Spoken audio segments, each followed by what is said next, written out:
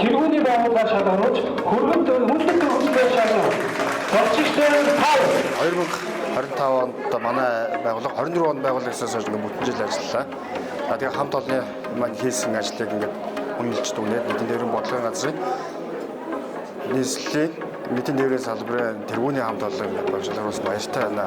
2025 онд манай хамт олон бол одоо Чингис хаан олон улсын эсхүүл Бахангай Агнуур дүүргийн мэд нийслэлийн хот орчмын бүсэд одоо шинээр чиглэлүүд нээсэн. За энэ чиглэлээ одоо 2026 онд одоо зарчим тээврийн урсгалыг нэмэгдүүлэх одоо ийм үүрэг даалгавар авсаа. Үүнийг хэрэгжүүлж ажилланаа.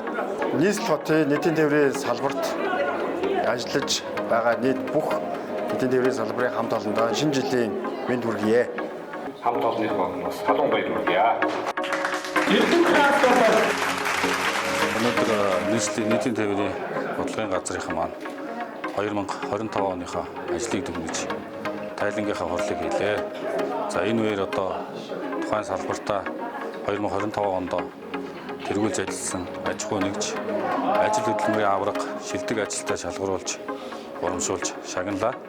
За энэ ажлын хүрээнд 2025 оны нийтийн тээврийн бодлогын газрын одоо тэргүүний байгууллагаар 7 дахь удаа шалгарсандаа бас манай хамт олонны зүгээс баяртай байна.